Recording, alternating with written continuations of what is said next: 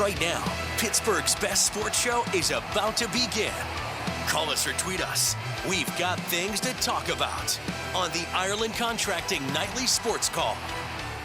Good evening, everyone, and welcome inside the Fan Cave. This is the Ireland Contracting Nightly Sports Call. We want your opinions. Open lines, as always, at 412-575-2600.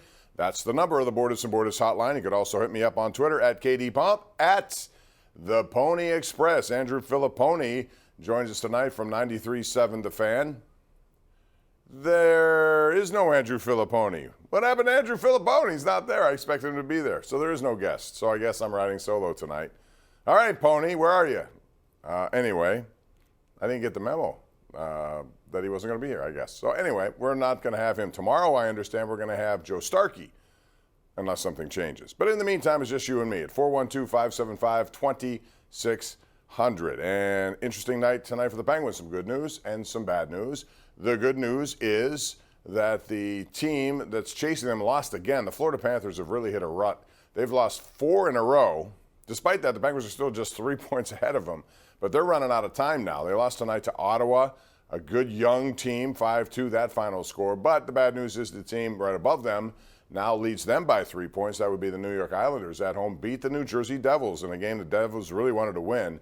That final also was 5-1, I believe. So bottom line, the Penguins are in Detroit tomorrow. They have a favorable schedule. They control their own destiny to get into the playoffs. And then that's a whole different story. But once you get in, you have a chance, best of 7.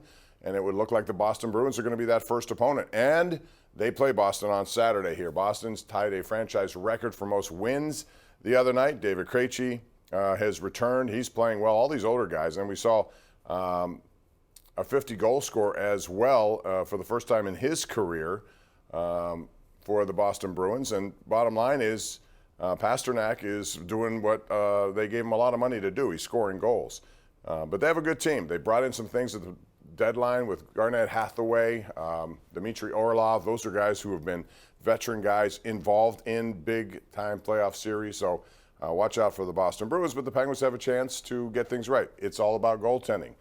I would imagine Casey DeSmith starts tomorrow, and maybe they should just ride him until he proves he can't do it as they wait for Tristan Jarry to get back with that injury situation, although he was good enough to back up the other night. The other thing that happened the other night, and I'd like to get your gauge on this, is at the Penguin game, the Penguins are a very classy organization, how they handle people from other teams, especially if he once played here. But Alex Ovechkin's never played here. Instead, he has been a chief rival over the years, and yet the other night he got a nice little video tribute for being second, moving ahead of Gordie Howe all-time on the goal-scoring list. He's 75 away from Wayne Gretzky. He'll probably get that record as well. I'm a little surprised they did it now. I mean, if you do it when he becomes the all-time goal-scoring leader in NHL history, fine. It's a sign of respect, as this was, a sign of respect. But a lot of people didn't like it because of what Ovi has meant to the Penguins in terms of what he's done with some of his beyond the line play, if you know what I mean. He's been dirty at times. He has done some things that Penguin fans certainly remember, not very fondly. But the bottom line here is they came in and they gave him an ovation. I wonder if you were there, did you stand? Did you clap? What did you do if you were watching that video tribute to Alexander Ovechkin?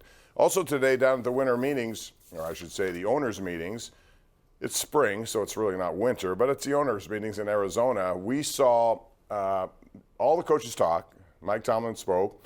Not a whole bunch of groundbreaking stuff there.